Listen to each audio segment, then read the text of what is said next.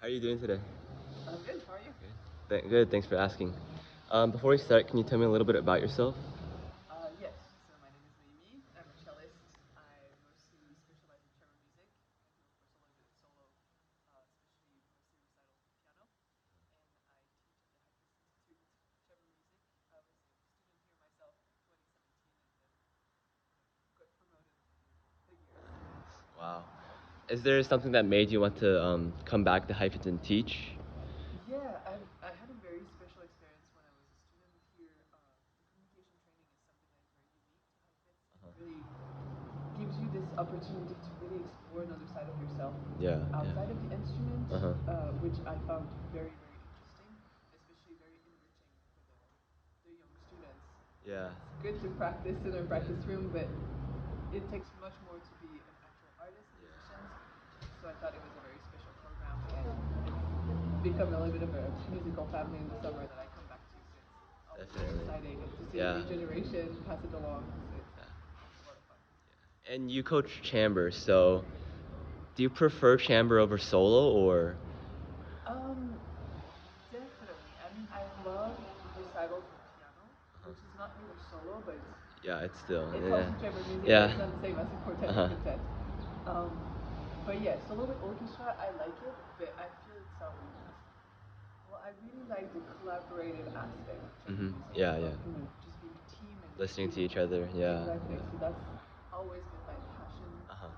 and I'm lucky enough to be able to make a career out of it Mhm. without being part of a long-term group. So I mostly Yeah. I go to chamber music festival around the world and then meet artists. We do concerts for this specific moment, Yeah. and then we all go our separate ways, which I found very enriching as well. Mhm. It's kind of Yeah. the best of both worlds. You Yeah. get to do chamber music, but meet a lot of people along the way. So Definitely, yeah. that's fun. And do you remember how you started playing the cello? Yeah, it's a pretty vivid memory. I actually initially started on violin when I was 4. Oh, wow. Yeah, my parents are not musicians, so it was a teenager on our street. She just offered violin lessons to the kids, and Just walking by? yeah, I Wow. mean, well, she was the daughter of my parents' friend, Oh, I see, I see. that's how I started. Okay. And then 3 years later, I discovered the cello, which I've never heard before. So when I heard the cello for the first time, I told my parents the You don't same want to day switch? that I want to switch. I don't want to do violin anymore. Yeah. And yeah, it worked out, especially my brother. He's 1 year younger, and he was also doing violin. So now we had two different instruments. It was a little bit better. It allowed us to play together. So it was perfect. Do you think playing with your brother contributed to your love of chamber music, playing with others in general? That's such an interesting question. Um, yes and no. I love playing with my brother, but of course, brothers is Yeah, like yeah, fight, yeah. and it was not the most peaceful experience. Uh-huh. But it's true that it developed my love for chamber music very early on. Mm. And I guess I didn't appreciate it as much in the moment, but looking Yeah, back, yeah, definitely I made a had a lot of. difference. Yeah. It made me learn a lot about Yeah. chamber music, and Mhm. it was fun to perform with my brother. All Yeah, things yeah. considered, he was also a wonderful violinist. Uh-huh. He doesn't play anymore, but Oh, I see, I see. And besides playing the cello and listening to music, do you do any other, activities outside of that, or? yes, I started working. Well, it's still within the world of Yeah, music, yeah, yeah. but I started working at the Montreal Chamber Music Festival, Uh-huh. and I'm now the director of operations. So I'm seeing also a lot of the administrative side Oh, of the wow. musical world, which Uh-huh. has been really enlightening. Yeah. There's a lot of things that I discovered that I never thought about. Uh-huh. Yeah, yeah. There's a lot of work that goes into organizing a concert, which Yeah. as a musician we kind of know, but we don't really know Yeah, everything really that needs to appreciate it. happen. Yeah. So it makes me appreciate the life even more. Yeah, And definitely. I think it's very good for me as well to know Uh-huh.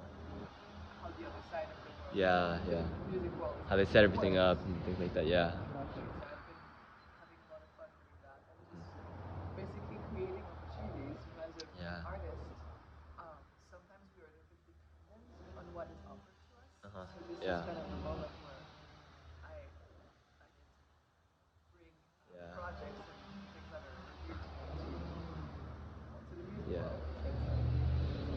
Yeah, definitely. And was there a point in your life where you're just like, I want to focus on music, like I want to make a career out of it? Like something change? Um, Actually, I knew right away that I wanted to be a musician. Uh-huh. From day one, I Oh, keep okay. telling my parents, even when I was 7 or 8 years old, that I Yeah. wanted to be a musician. Okay. So it was never really Question of a yeah. question. Uh-huh. Yeah. Well, I mean, at some point, especially when I went to university, I did ask myself, will I be able to make a career Yeah, out of it? yeah. Because it's not so easy. It's a Mhm. competitive world, and Yeah. a lot of people like the stability, which Yeah. especially a life in chamber music is not going to offer. Uh-huh. But yeah, I didn't question myself for so long. It was just that moment where, is that really what I want to do? Mhm. And Yeah. yes, it was. I see, I see. And well, music, playing in music in general, it requires a lot of resources. You have to instrument, scores, everything like that. And some people don't have, the means to get access to all those resources. So, do you have any tips for people who want to improve but don't necessarily have the, means to get those equipment? Yes, of course that's difficult. Yeah. It's always a battle. I mean, even with people with means to, Uh huh. especially to buy a good instrument to Yeah. make a career out of, it's a second house Still, basically. yeah, So yeah. It's very expensive. very expensive. But there are a lot of foundations. Mhm. Well, I'm Canadian, so those are the ones that I know the best. Yeah. But for example, we have an instrument bank in Canada Uh-huh. that you can apply to. It's a competition every 3 years, and basically they have a lot of really really good instruments, like Mhm. a couple of Strats or Guarneri, Oh wow. which allows you to play on these instruments Uh-huh. for a number of years, Yeah. more than enough. And then you can apply to different grants if you want to travel. I don't think there's a lot of grants to buy music unless it's part of a specific project for which Yeah. you get a fund. Uh-huh. But yeah, usually it has to go through foundations Yeah, or yeah. also private sponsors. They could Mhm. be a big help. As I think with a couple of schools, sometimes they have donors attached to the Donors, school yeah, that yeah. can help sponsor students. Uh-huh. So usually it's within those realms to Okay. have access to more funds. Yeah. Unfortunately, Yeah. it's not so easy to come by, and it does come with a lot of paperwork. Uh-huh. Yeah. Because when you get a fund, you need to Sign everything. yeah, it's grant writing. Uh-huh. Yeah. It takes hours and hours, but it's worth it. Yeah. Definitely. And the earlier you start doing it, the more comfortable you will be, and then Mhm. the less time it will take. It Yeah. will always be time consuming, but the first time you do a grant writing, You get it's a used to lot. it. Yeah, Yeah, yeah. exactly. So at some point you develop a vocabulary and some Uh-huh. ease with that Yeah. process. And the realm of classical music, it's pretty stereotyped. Like, it's a very like niche genre. Like there are certain like predispositions from people outside of the classical world to like they think certain things about musicians, and there's oftentimes there's not like a lot of diversity within classical music. Like we see that with like a lot of the composers we play. So do you think there's room within the classical music world to improve the range of diversity that we see? For sure. Yeah. For sure. I think it's very niche, but we made it that way in a sense. Yeah, yeah. And now we're kind of rediscovering Uh-huh. another world of Yeah. classical music, Yeah. especially diversity is being promoted everywhere Uh-huh. more and more, which is great. I Yeah, mean, yeah.